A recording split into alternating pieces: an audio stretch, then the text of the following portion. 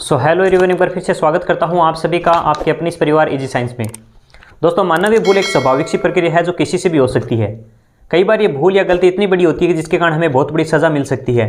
ठीक ऐसा ही अपने शिक्षक भर्ती में एक फॉर्म देखने के बाद मुझे भी एहसास हुआ कि चाहे आपके कितने भी नंबर क्यों ना हो, लेकिन अगर आप ये गलती कर रहे हैं अपने आवेदन में, आपने अभी तक आवेदन कर दिया है या करने वाले हैं, आप इस गलती को बिल्कुल भी इग्नोर मत करना। आप अगर ये गलती कर रहे हैं तो आपको कितने भी नंबर हो, आपको शिक्षक भर्ती से बाहर किया जा सकता है। जी हाँ दोस्तों, मैं बात कर रहा हूँ आपने जो जैसे मैंने कल आवेदन किया है तो मैंने इस चीज़ को नोट किया है कि बिल्कुल अगर ये चीज़ करते हैं तो हमें हमारे कितने भी नंबर क्यों, हमें बाद में पता चलेगा जब रिजल्ट आएगा कि हमारा तो लिस्ट में नाम ही नहीं आ रहा है। क्योंकि जब हम आवेदन करते हैं तो उसमें सबसे पहले आपने रिक्रूटमेंट वाला जो ऑप्शन है भर्ती विवरण, उसमें 2 नंबर का जो ऑप्शन है आवेदित पद, उसमें मैंने देखा है कि कुछ स्पेशल टीचर और जनरल टीचर, आप टीएसपी नॉन टीएसपी 4 टाइप के कॉलम होते हैं सेम सब्जेक्ट के, लेकिन कुछ स्टूडेंट्स ने जनरल टीचर के स्थान पर स्पेशल टीचर कर रखा है। अब चारों की आपको पता है टीएसपी, नॉन टीएसपी और स्पेशल और जनरल टीचर चारों अलग चीज़ें हैं, चारों की लिस्ट अलग जाहिर होगी, डॉक्यूमेंट वेरिफिकेशन के लिए अलग लिस्ट आती है, कट ऑफ भी अलग आएगी। अगर आपने स्पेशल टीचर के लिए अप्लाई किया है तो आपको जनरल टीचर में बाद में आपने ऑनलाइन आवेदन ही नहीं किया और आपको बाद में पता चलेगा कि आपका तो लिस्ट में नाम ही नहीं है, तो आपने आवेदन कर दिया है तो एक बार अपना जो पहला ही कॉलम है उसमें सेकेंड ऑप्शन है उसको जरूर जांच कर ले। आपने नॉन टीएसपी से है तो नॉन टीएसपी, साइंस मैथ्स है तो साइंस मैथ्स, और साथ ही साथ अगर जनरल है या स्पेशल है तो अपने एक बार चेक कर लेना कि आपने जिस चीज़ के लिए आवेदन किया है ठीक वही है क्या। अगर इसमें गलती कर रखा है तो आपको आवेदन प्रक्रिया से बाहर किया जा सकता है। इसके अलावा आपकी जो भी छोटी मोटी प्रॉब्लम है उसको मैंने टेलीग्राम पर आपके साथ सारी शेयर कर दी है कि किस प्रकार आपने जैसे सब्जेक्ट से रिलेटेड आपको कई प्रॉब्लम आ रही थी कि सर 10th में क्या भरे। देखिए मैं अपने अकॉर्डिंग बता देता हूँ। आप 10th में मैंने एक ऑल सभी कंपलसरी सब्जेक्ट है तो उसमें ऑल कंपलसरी लिखा है। 12th के अंदर मैंने मेरे जैसे 12th के अगर मार्कशीट देखी मैंने तो उसमें जिस सीक्वेंस में थे फिजिक्स, केमिस्ट्री, बायोलॉजी, पीसीबी भी लिख सकते हैं लेकिन मैंने पूरा नाम लिखा है फिजिक्स, केमिस्ट्री, बायोलॉजी। अगर ग्रेजुएशन में बात करें तो जो ऑप्शनल सब्जेक्ट थे 3 मेरे, केमिस्ट्री, जूलॉजी और बॉटनी, ये मैंने भरे हैं। पोस्ट ग्रेजुएशन में केवल जूलॉजी।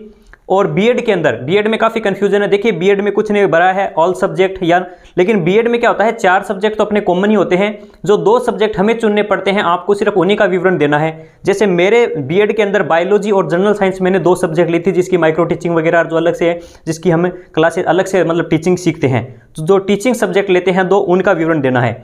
रीट 2021 में आपको सब्जेक्ट क्या पढ़ने हैं। देखिए लास्ट वीडियो में भी मैंने आपको बताया था रीट 2021 में आपको जो आपकी 2 लैंग्वेज है और आपका जो सब्जेक्ट है स्पेसिफिकेशन, यानी साइंस मैथ से है या एसएसटी से है। तो साइंस मैथ्स या एसएसटी से है तो जैसे मैंने भरा है, मेरी फर्स्ट लैंग्वेज हिंदी थी तो पहले हिंदी भरा है, इंग्लिश भरा है, फिर मैथमेटिक्स एंड साइंस भरा है। अब मैं जानता हूं बहुत से स्टूडेंट के सेम नहीं हो सकते, मेरे जैसे नहीं हो सकते, लेकिन ये मैं नहीं कहता मेरा ही सही है, लेकिन मैंने थोड़ा तरीके से लिखा है, आपने पीसीबी वगैरह थोड़ा बहुत लिखा है, तो हो सकता है आपको प्रॉब्लम लगे तो करेक्शन का मौका 9 फरवरी के बाद मिल सकता है, उसमें आप करेक्शन कर सकते हैं निर्देशालय द्वारा जल्द ही को इसके ऊपर जानकारी आएगी।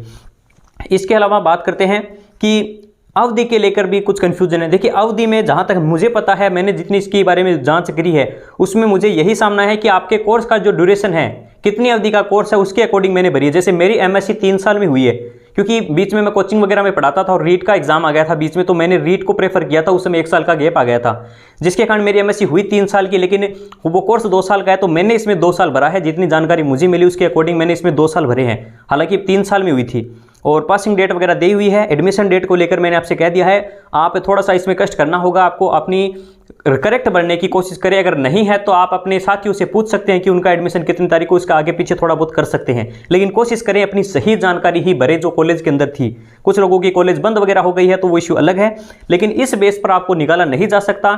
एक ऐसा कारण है जिसके कारण आपको निकाला जा सकता है, वो है आपकी सबसे बड़ी ये भूल, जिसमें आप जिस चीज़ के लिए आवेदन करें अगर उसका ही आवेदन नहीं किया तो उस लिस्ट में आपका नाम ही नहीं आएगा। इसके अलावा छोटी मोटी गलतियां देखिए सभी से होती है, अपने डॉक्यूमेंट वगैरह में भी नाम वगैरह में स्पेस छोटा मोटा होता है, लेकिन वो अधिकारी इतना समझते हैं, इन बेस पर हमें नौकरी से बाहर नहीं करते हैं। लेकिन ये भूल बहुत बड़ी है, इसका थोड़ा खास करके ध्यान रखें और अपने साथियों के साथ भी इसको जरूर शेयर करें, क्योंकि इस चीज़ को बिल्कुल भी इग्नोर नहीं करना है। जितना ज़्यादा हो सके लोगों को ये बात बताइए, क्योंकि बहुत से लोगों को ये प्रॉब्लम आ रही है, किसके कारण ऐसा ना हो कि इतनी मेहनत करने के बावजूद भी आप भर्ती से बाहर हो जाएं। तो जानकारी पसंद आती है तो वीडियो को लाइक और चैनल को सब्सक्राइब जरूर करें। धन्यवाद। जय हिंद।